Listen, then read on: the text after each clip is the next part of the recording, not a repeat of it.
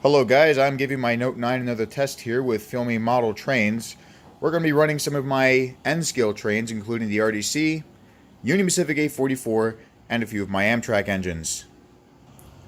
First, we'll get 844 reversed into the city of Los Angeles, and get the Jersey Central RDC into the inside line while in the process.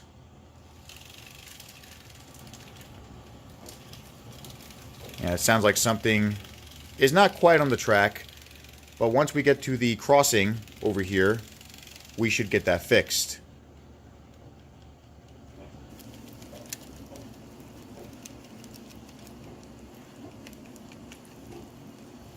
Alright, that was one of the pilot wheels on the front that was derailed. But it looks like everything is okay now. So let's get 844 moving, and we will put the Jersey Central RDC into the inside line.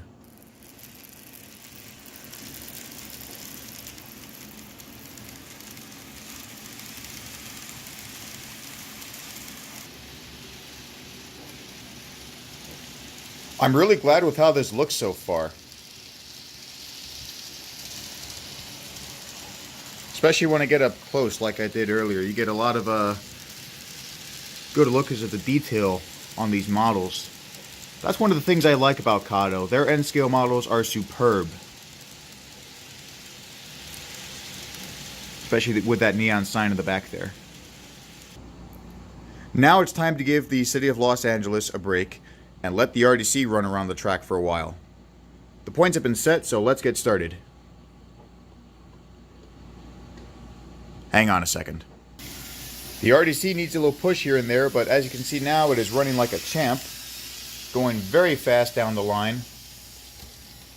Over here is where it likes to stall. I think that's because of the track, although I did get some new pieces added on there. Alright, we're going to run the streetcar around the inside line and see where the problem is. It could be either the track or the RDC itself.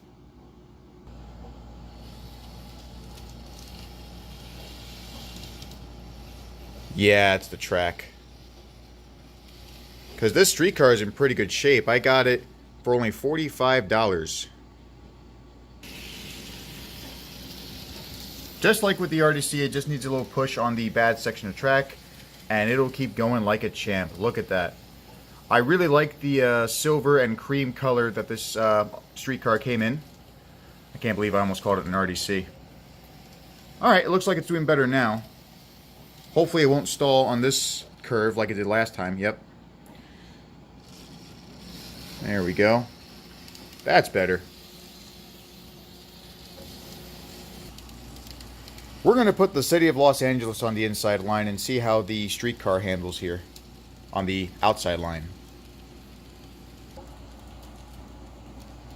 Here is the wonderful city of Los Angeles being pushed by the also wonderful Union Pacific 844.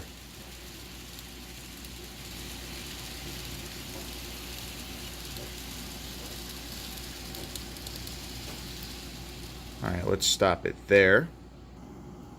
And all the points are now set. One of the cool things that I like about my phone is that you can get the Scooch Wingman. So I'm going to set this down here. Actually, no, that's not going to work. Well, I wanted to try that out anyway, see how that worked. So we're just going to head back to the controls and get the streetcar running again. Then we're going to test out some of my Amtrak diesels. There we go, off to a good start. For a little car, this goes really fast, which is a good thing because these streetcars used to go around a lot of the major cities. Unfortunately, that's not the case anymore. You can still find many of these in Philadelphia, but they are painted green instead of silver. I like to see them a lot, especially at the Philadelphia Zoo. There's a bridge where the Northeast Corridor goes that actually goes over the trolley line. Really fun to look at.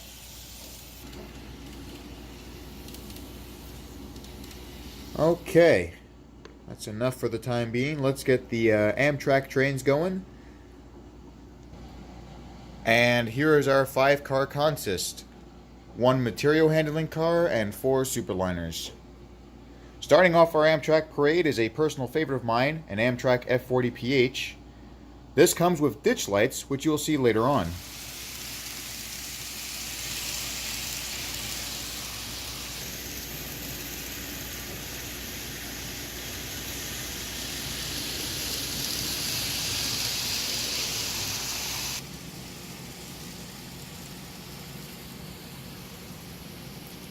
In 1976, Amtrak first started operating the F40PH because they needed newer locomotives to replace the E8s and E9s, as well as some of the unreliable SDP40Fs and eventually the P30s. When they first started service, they were painted in a similar livery to what 396 is currently wearing, the Phase 2 livery. The white stripe in the middle was much thinner, whereas the red and blue stripes were a bit thicker. It wasn't until 1979 that Amtrak first started applying the Phase 3 livery, which is what this is called, to their F40PHs, as well as the rest of their locomotives. This is actually my favorite livery when it comes to Amtrak. The Phase 4 livery was introduced in the 1990s, which most people like, but then that also got replaced by everyone's least favorite Phase 5, which is actually what P42 number 161 is wearing. Boo! However, Kato has introduced more Amtrak cars, including the Superliners and Ampletes in Phase 3. And I actually do have another P42, which is actually the very first locomotive that I got for my N-scale layout. P42 number 46. It's a little difficult to read because they're both gray, and the lettering is just a little bit lighter than the gray on top. Now, I first got this locomotive as part of a starter set, which featured 2 material handling cars and 4 Superliners, which were all in Phase 3. Now, I did have to get some repairs done to this locomotive last year, and it was running fine last time I filmed it, but then there was a problem with the track, and I decided to make this new layout. So, let's see how it runs now.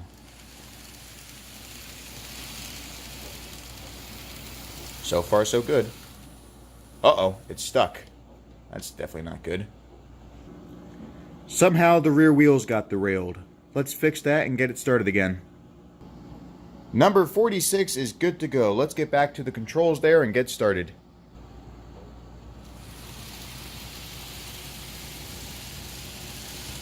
That's much better.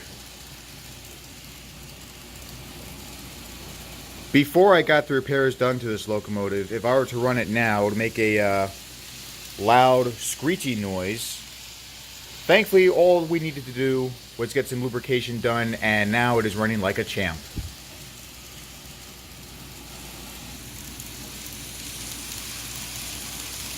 I'm glad that Kato is going to do some more Amtrak Phase 3 stuff, but what I'd also like to see, if they're watching of course, is some more freight cars. Until then, I'm going to get some more stuff from Athearn. What I got here is a rail box car, as well as a Norfolk Southern hopper with a coal load. Now, I might get more of those. I know Kato does some of that as well, but I want to focus more on hoppers and box cars like these, as well as a few other things that Kato doesn't provide, unfortunately. But as I said, hopefully they will do that in the future. Well, that's it for now. Thank you for watching, and I will see you next time.